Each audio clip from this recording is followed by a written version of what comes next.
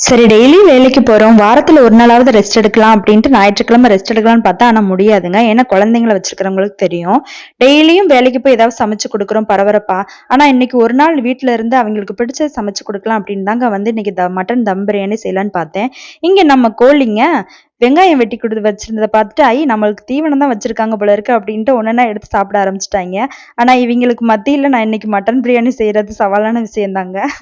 அப்படியே வெங்காயத்த எடுத்து மேல பரன்ல வச்சுட்டு, அப்படியே எண்ணெய் காஞ்ச உடனே பிரியாணி இலை, பட்டை, கிராம்பு, அன்னாசி பூ, மராத்தி மொக்கு, கல்பாசம், ஏலக்காய், ஜாதிபத்திரி எல்லாத்தையும் போட்டு கிண்டி விட்டுட்டு, வெங்காயத்தையும் போட்டு நல்லா கிண்டி விட்டுட்டேங்க. அப்படி இவங்களோடையும் கொஞ்சம் ஜாலி பண்ணிட்டு எல்லாம் பக்கத்துல வந்துட்டாய்ங்க. ஆனா ஃபுல்லா நல்லா தீவனம்லாம் போட்டுட்டு தான் நான் வேலைய ஆரம்பிச்சேங்க. இருந்தாலும் என்னமோ செய்றாங்க அப்படின்ட்டு பரபரன்னு வந்துகிட்டே இருந்தாய்ங்க. அவைங்களையும் ஒரு கண்ணுல பார்த்துட்டு அப்படியே ஜாலியா விறகடுப்புல அப்படியே சமையல் பண்ணிட்டு இருந்தேங்க. அப்படி நல்லா வெங்காயம் வதங்கின பிறகு தக்காளிய போட்டுட்டு, அப்புறம் இஞ்சி, பூண்டு, கொஞ்சூண்டு சின்ன வெங்காயம் இதெல்லாம் அப்புறம் புதினா தழை, கொத்தமல்லி தழை இதெல்லாம் நல்லா அரைச்சிட்டு வந்து அதையும் போட்டேங்க. அப்புறம் மசாலா பொடியும் சேர்த்துட்டேங்க.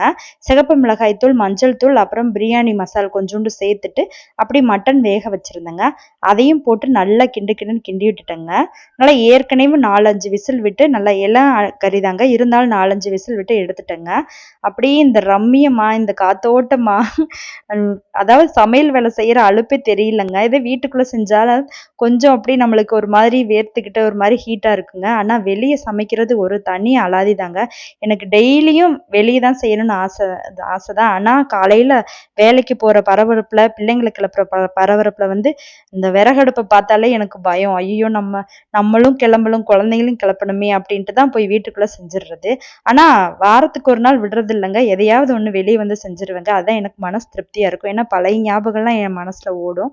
அதே மாரி அரிசிய போட்டுட்டு நல்லா ஒரு கிண்டிட்டு நல்லா 10 நிமிஷம் வேக வச்சேங்க. அப்படியே கொஞ்சம் 3/4 பதத்துக்கு வேகவும் மேல தட்ட போட்டு நல்லா நெய் ஊத்திட்டு, கொஞ்சூண்டு புதினா இலை, கொத்தமல்லி இலையும் போட்டுட்டு அப்படியே தம் வச்சுட்டேங்க. வச்ச பிறகு வீட்டுக்குள்ள வந்து நல்ல எலும்பெல்லாம் இருந்துச்சுங்க. அந்த எலும்பெல்லாம் பிரிச்சு எடுத்து எலும்பு குழம்பு வச்சுட்டேங்க. ஏன்னா அந்த குருமா மாதிரி அந்த பிரியாணிக்கு கொஞ்சம் அதாவது போட்டு சாப்பிட நல்லா இருக்கும். கையோட முட்டையும் வேக வச்சுட்டேங்க. அதையும் குழம்புல ஊத்தி அப்படியேவும் இந்த எல்லாம் முடிச்சுட்டு இந்த தம்ம வந்து ஒரு 10 நிமிஷம் 1/4 மணி நேரம் கழிச்சு வந்து எடுத்தேன்னா, அப்படியே வாசங்க. அத சுத்தி சுத்தியே வந்துட்டு இருந்துச்சு. எனக்குனாலும் ஐயோ!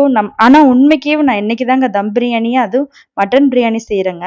ஏன்னா மட்டன் விக்கிற ரேட்டுக்கு வந்து சிக்கன் பிரியாணி தாங்க எப்படியும் செய்வோம். இன்னைக்கு மட்டன் பிரியாணி செஞ்சு திருப்தியா சாப்பிட்டாச்சு.